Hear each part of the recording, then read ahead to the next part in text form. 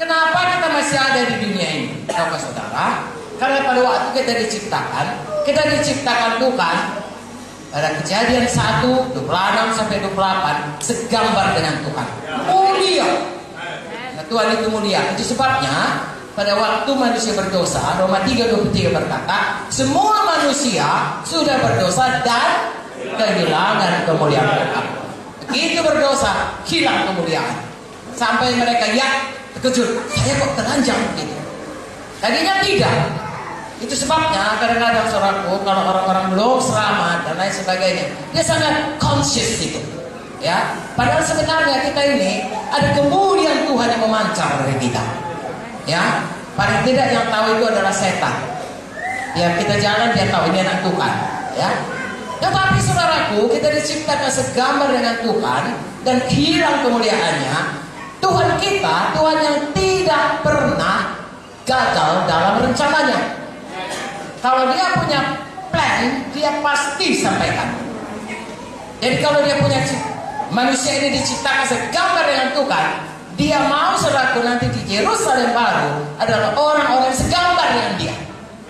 Anak-anak Tuhan yang hidupnya dalam jalan dalam kebenarannya. Sebabnya dikatakan saudaraku manusia baru ya yang terus dibaharui dalam kebenaran dan kekudusan Tuhan yang sesungguhnya. Haleluya. Jadi saya dan saudara sesudah selamat, yang tadinya hamba dosa, yang tadinya manusia lama, Tuhan mau pulihkan menjadi segambar dengan dia. Itu sebabnya kita harus menanggalkan manusia lama yang kita proklamirkan dalam baptisan dan kita praktekkan seumur hidup. Bangkit kepada hidup yang baru, mengenalkan manusia baru yang adalah sesuai dengan gambaran Tuhan.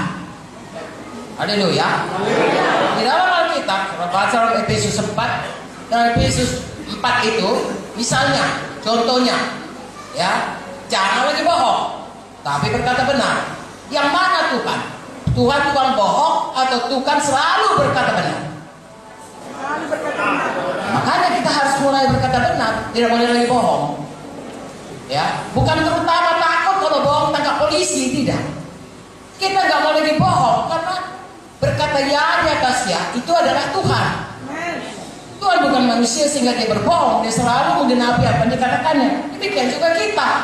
Itu sebabnya Tuhan berkata dalam khotbah di bukit, ya di atas ya, tidak di atas tidak. Lebih dari itu, kenapa? Itulah sifat Tuhan, itulah kodrat Tuhan.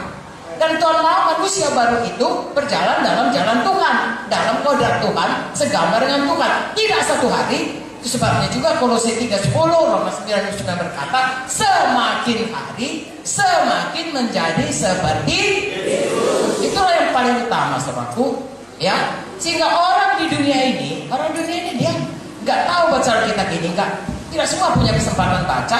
Dan kalaupun baca, kalau dia belum lahir baru, tidak hidup firman Tuhan itu. Tetapi orang dunia ini yang tidak bisa berjalan melihat yang tidak kelihatan, hanya melihat yang kelihatan. Lihat sayang, dia hanya melihat hidup saudara, hidup saya. Kalau hidup saya dan hidup saudara mencerminkan karakter Tuhan, gambaran Tuhan, dia tahu, oh rupanya begitu orang Kristen, Tuhannya itu baik, Tuhannya itu patut, aku pun mau ikut Tuhannya itu. Karena dia saudaraku, makanya Tuhan suruh kita ini hidup segambar, bukan untuk diri kita saja, bukan untuk menyenangkan Tuhan saja, itu membawa orang-orang lain juga melihat Tuhan dan nama Tuhan ditinggikan dari kehidupan kita yang berubah. Itulah kita dipanggil Tuhan untuk mempermuliakan Tuhan, untuk menyenangkan Tuhan. Haleluya. Jadi saya dan saudara harus berubah. Saya tidak bisa menceritakan satu persatu. Bisa saya bacakan dari Efesus 4 apa saja. Jangan bohong, jangan marah, jangan pada memarahmu, ya harus pada memarahmu sebelum matahari terbenam, dan beri kesempatan kepada setan. Harus mengampuni, ya jangan mencuri, tapi kerja keras. Jangan berkata bohong, jangan berkata kotor, ya hidup mati dikuasai lidah. Selalu katakan berkat, dan itu beberapa daripadanya. Baca lagi Korintus 13, kasih itu sabar, murah hati, dan seterusnya sampai ke bawah. itu lagi. Tetapi kalau mau tahu kasih, lihat Yesus. Hidup sebagaimana Yesus. Yesus itu rendah hati, lemah lembut. Beda dengan Lucifer. Lucifer sombong. Ya, jadinya Lucifer itu, saudaraku, dia adalah malaikat Tuhan yang paling utama karena dia pandai menyembah Tuhan, karena dia, saudaraku, diberikan Tuhan karunia. Dia sangat luar biasa, saudara baca buku kecil saya. Tapi kesombongannya membuat dia mau mengatasi Tuhan. Dan itulah yang ditawarkannya kepada Adam dan Hawa. Kau makan, nanti kau seperti Tuhan. Karena dia duluan begitu. Lalu ditipunya manusia ini. Jangan mau ditipunya. Mari hidup seperti Yesus. Jangan seperti musuh kita. Inti daripada semua dosa adalah kesombongan. Kesombongan adalah tidak bergantung kepada Tuhan. Bergantung kepada kekuatan kita, kepada kepintaran kita, kepada hikmat manusiawi kita, kepada kesehatan kita, kepada uang kita, kepada kedudukan. Nah, itu Tuhan berkata dalam buku Yeremia, terkutuk.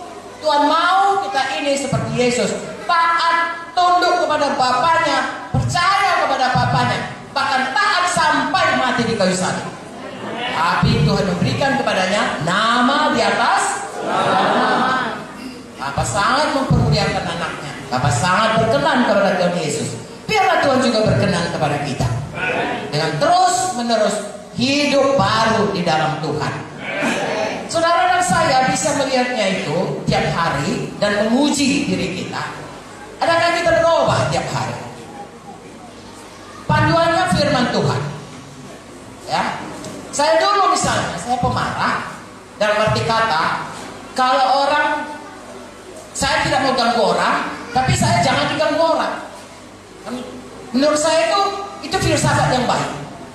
Tetapi sesudah saya baca Alkitab, saya baharui pikiran saya ganti ya hidup saya menjadi orang mengampuni semua orang, bahkan berdoa bagi orang yang menganiaya kita, memberkati orang yang memfitnah kita, dan seterusnya.